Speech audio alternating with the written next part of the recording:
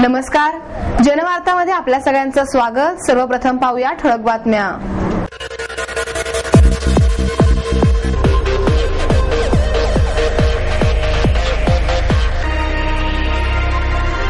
विजयादशमी निमित्त राष्ट्रीय स्वयंसेवक संघाच्या वतीने शहरात संचालन आणि लोकमान्य नगरात रावण दहन।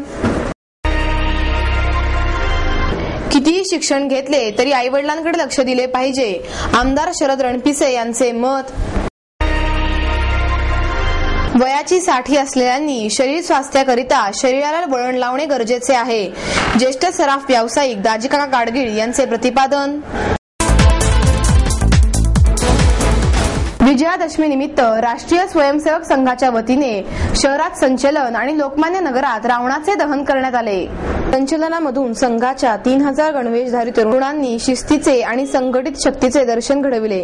दसऱ्यानिमित्त संघाच्या कसबा, संभाजी, पर्वती, विद्यापीठ, लष्कर आणि येरवडा या 6 भागात गणवेशधारी स्वयंसेवकांच्या पथसंचलनाचे आयोजन करण्यात आले।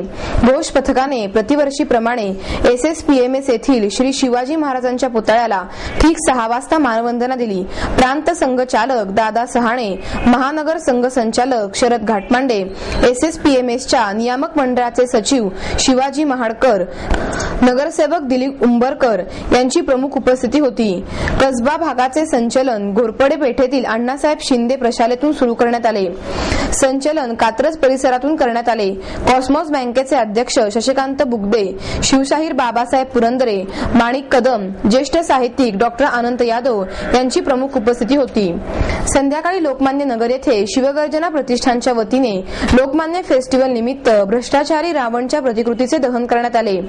यावेळी ॲडव्होकेट गणेश सातपुते, निरेश मित्तल, शुभांगी सातपुते, महेश महाले यांच्यासह असंख्य नागरिक उपस्थित होते।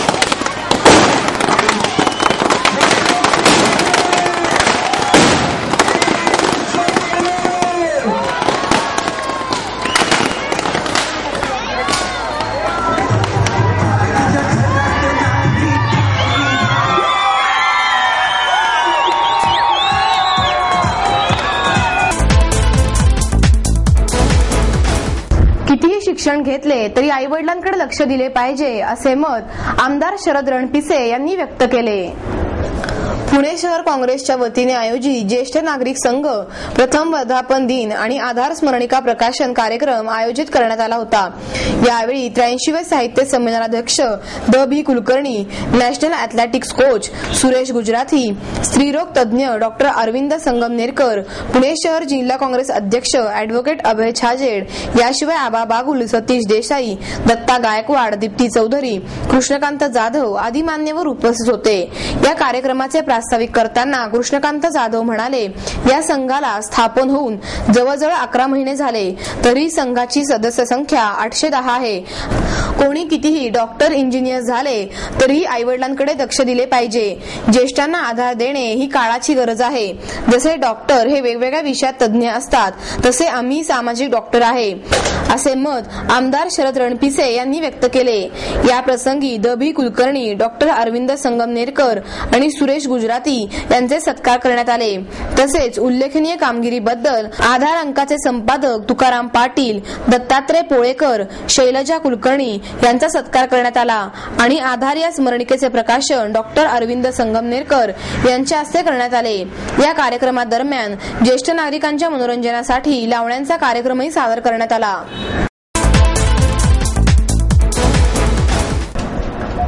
वयाची 60 असलेल्यांनी शरीर स्वास्थ्याकरिता शरीराला वळण लावले पाहिजे, असे प्रतिपादन ज्येष्ठ सराफ व्यावसायिक दाजीकाका गाडगीळ यांनी केले। पुण्यभूषण दिवाळी अंकाचे प्रकाशन गाडगीळ यांच्या हस्ते करण्यात आले। यावेळी बांधकाम व्यावसायिक गजेंद्र पवार, आमदार उल्हास पवार, डॉक्टर सतीश देसाई, ज्येष्ठ सामाजिक कार्यकर्त्या सिंधुताई सपकाळ, ज्येष्ठ लेखिका प्रतिभा शाहू मोडक, गायिका आरती अंकलीकर, ज्येष्ठ चित्रकार रवी परांजपे, अनंत कर्वे, श्रीनिवास पाटील, श्रीरंग गोडबोले, ज्येष्ठ नृत्यांगना मनीषा साठे, श्याम भुरके, युनिक फीचरचे सुहास कुलकर्णी, अनंत अवधानी, मोहन रानडे, गौरी कानिटकर, रंगा गोडबोले आदी मान्यवर उपस्थित होते। यावेळी गिरिजा पावभाजीचे चंद्रकांत सणस, प्राध्यापक हेमा साने, गरवारे कॉलेज समोरील पानवाले अनिल परदेशी, वैशाली हॉटेलचे जगन्नाथ शेट्टी, वैकुंठ स्मशानभूमीतील मोघे गुरुजी या 5 पक्क्या पुणेरी लोकांशी सुधीर गाडगीळ यांनी संवाद साधला। आजच्या पुण्यात झालेल्या प्रकाशनापूर्वी फिलाडेल्फिया येथे बुकगंगा.कॉमचे संचालक मंदार जोगळेकर, अच्युत रत्नपारखी यांच्या सहकार्याने 2 दिवसापूर्वी या अंकाचे प्रकाशन करण्यात आले। आमदार उल्हास पवार यांनीही मनोगत व्यक्त केले। सुधीर गाडगीळ यांनी सूत्रसंचालन केले। डॉक्टर सतीश देसाई यांनी प्रास्ताविक केले। त्या संवादाच्या काही झलक। साधारण किती वर्ष झाली हो ही दोन्ही हॉटेल पुण्यात सुरू करून एक, आणि पहिल्या दिवशीचा गल्ला किती होता?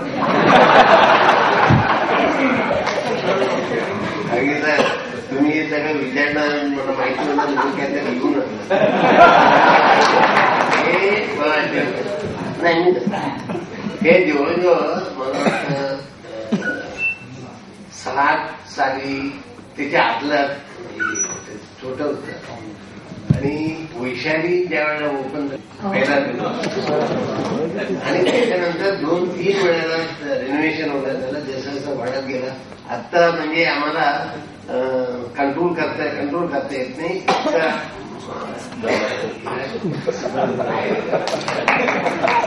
हे कंट्रोल करणं, याला खालचं मद्रास आणि वरचं मद्रास म्हणायचे, त्या मद्रास मी आहे। आणि मला हे माहितीये की मुद्दाम तुम्ही एसपी कॉलेजचे असून सुद्धा फर्ग्युसन बीएमसीसीचा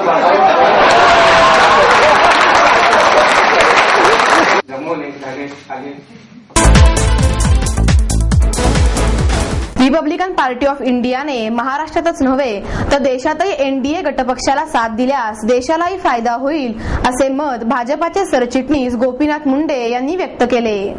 स्थानिक स्वराज्य संस्थांच्या निवडणुकीसाठी आडून तिकीट मागणाऱ्यांना कान पिचकाई त्यांनी दिल्या। कोथरूड नवरात्र महोत्सवाचा सांगता समारंभ यशवंत चव्हाण नाट्यगृहात झाला। यावेळी रिपाईंचे राष्ट्रीय अध्यक्ष रामदास आठवले, शिवसेनेच्या जिल्हा संपर्क नेत्या आमदार डॉक्टर नीलम गोरे, गिरीश बापट, माधुरी मिसाळ, गटनेत्या मुक्ता टिळक, संदीप खर्डेकर आदी मान्यवर उपस्थित होते। सेना, भाजप व आरपीआय एकत्र आल्यामुळे महाराष्ट्रात परिवर्तन होणार आहे हे निश्चित असून त्याची सुरुवात महापालिका निवडणुकांपासून होईल। आठवले हे आपल्याबरोबर पूर्वीपासूनच असते तर महाराष्ट्रात सत्ता आली असती। ही युती महाराष्ट्राच्या हिताची आहे असेही ते म्हणाले। पुण्याचे पालकमंत्री हे ऊर्जा मंत्री आहेत। पुण्यात तरी वीज असेल असे वाटले नव्हते, परंतु इथेही जनरेटरवर चालवावे लागतात, त्यामुळे दिव्याखाली अंधार असे म्हटले जाते ते चुकीचे नाही। केंद्रातील सरकार फार काळ टिकेल असे वाटत नाही। देशाची परिस्थिती वेगाने बदलत आहे। नवे नाटक देशात झाल्याशिवाय राहणार नाही असेही ते म्हणाले। आरपीआयचे उमेदवार तुम्ही निवडून आणले पाहिजेत तर आम्ही तुमचे निवडून आणू, तुम्ही निवडून नाही आणलात तर आम्ही आणू, परंतु महापालिका निवडणुकीत सत्ता आली आणि तुमचा महापौर असेल तर आमचा उपमहापौर असेल अशी अट आठवले यांनी सेना भाजपाच्या नेत्यांना घातली। गेला रामदास कुणीकडे अशी विचारणा काँग्रेस राष्ट्रवादी काँग्रेस नेते करत आहेत। ते 2 पक्ष फायद्यासाठी एकत्र आले आहेत, त्यांच्याबरोबर आम्हीही होतो, पण आमचा फायदा झाला नाही म्हणून भाजप सेनेकडे आलो। आता हे काय फायदा करतात ते पाहू असेही आठवले म्हणाले। यावेळी आमदार गोरे, बापट यांची भाषणे झाली। खर्डेकर यांनी प्रास्ताविक केले। 250 वर्षांनंतर मराठ्यांच्या पानिपत वारीमुळे इतिहासाची पुनरावृत्ती होणार आहे। घोडे, पालख्या, हत्तीवरील अंबाऱ्या, सैन्यांची शिस्तबद्ध पथके आणि मुखाने हर हर महादेव, छत्रपती शिवाजी महाराज की जय अशा गर्जना करत घडलेल्या इतिहासाची पुनरावृत्ती 250 वर्षांनंतर होणार आहे। पानिपताच्या रणसंग्रामाला 251 वर्षे पूर्ण झाल्याचे निमित्त साधून राष्ट्रीय ऐक्य व अखंडता निर्माण करणारी ही मोहीम दिनांक 3 जानेवारी 2012 रोजी 3:30 वाजता श्रीमंत छत्रपती श्री उदयन महाराज सातारा यांच्या आज्ञेने आणि श्रीमंत युवराज मालोजी राजे कोल्हापूर आणि श्रीमंत महेंद्र पेशवा पुणे यांच्या प्रमुख उपस्थितीत शनिवार वाड्यावरून प्रारंभित होऊन श्रीमंत छत्रपती श्री उदयन महाराज सातारा यांच्या आज्ञेने श्रीमंत युवराज मालोजी राजे कोल्हापूर आणि श्रीमंत महेंद्र पेशवा पुणे यांच्या प्रमुख उपस्थितीत शनिवार वाड्यावरून प्रारंभित होऊन दिनांक 14 जानेवारी 2012 रोजी पानिपतावर श्रीमंत युवराज संभाजी राजे कोल्हापूर यांच्या उपस्थितीत अभिवादन सभा होऊन संपेल. आंतरराष्ट्रीय समन्वयक डॉक्टर संदीप महिंद यांनी आज पत्रकार परिषदेत दिली. हिंदवी स्वराज्य संस्थापक छत्रपती श्री शिवाजी महाराजांनी देश, देव, धर्म आणि संस्कृतीसाठी यच्छायावत मराठी भाषिकांना झुंजायला शिकवले, मारायला शिकवले, जरूर तर राष्ट्रवेदीवर बलिदान होण्यास प्रवृत्त केले. हिंदुस्थानाचे राज्यकर्ते एक देशीय हे शिवनीती सूत्र आचरणात आणून सदाशिवराव भाऊ पेशव्यांच्या नेतृत्वाखाली मराठ्यांच्या सेनेने आक्रमक अहमद शहा अब्दालीच्या अफगाण सैन्याशी लढा दिला. परकीय आक्रमकांच्या पारिपत्यासाठी एकत्रपणे एकदिलाने लढले नाहीत. मानसिकतेवर फार बदल झाला आहे असे नाही. देशांतर्गत देशद्रोही सुद्धा समाज जीवनातील विभिन्न व्यवस्थांना खिळखिळे करून राष्ट्रात दुबळे करण्याचा प्रयत्न करत आहेत. आर्थिक, सांस्कृतिक, वैचारिक, राजनैतिक दहशतवाद रूपी आक्रमकांसाठी पायघड्या घालत आहेत.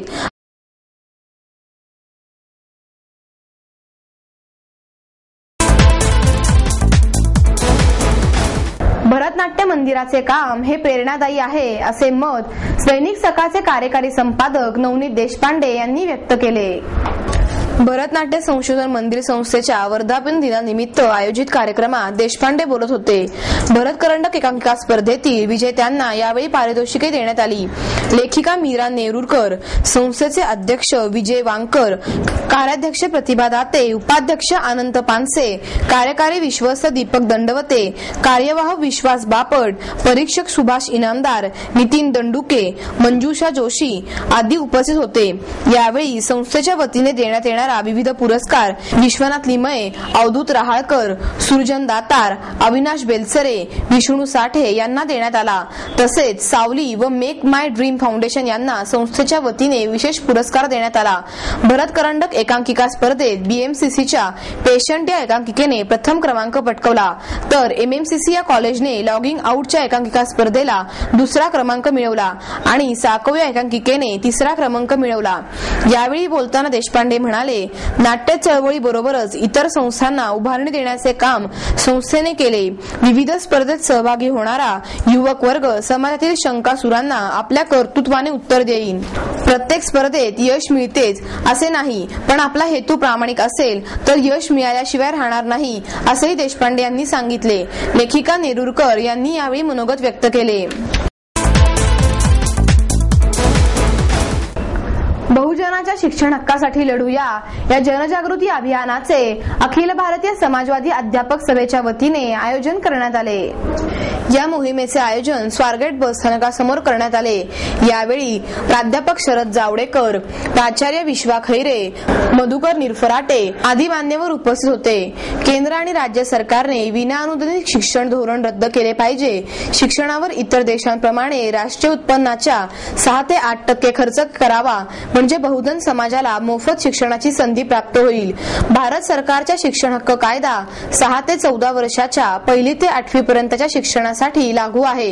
अखिल भारतीय समाजवादी अध्यापक सभेची अशी मागणी आहे की 0 ते 6 वर्षाचे बालशिक्षण आणि 14 ते 18 वर्षापर्यंतचे 9वी ते 12वीचे शिक्षण हे शिक्षण हक्क कायद्यात समाविष्ट करावे. महात्मा फुले, शाहू महाराज, डॉक्टर बाबासाहेब आंबेडकर, अण्णाभाऊ साठे, कर्मवीर भाऊराव पाटील यांच्यासारख्या समाज क्रांतिकारकांनी बहुजन समाजाच्या प्रगतीसाठी शिक्षण हाच महत्वाचा आणि मूलभूत मार्ग आहे असे आवर्जून सांगितले होते.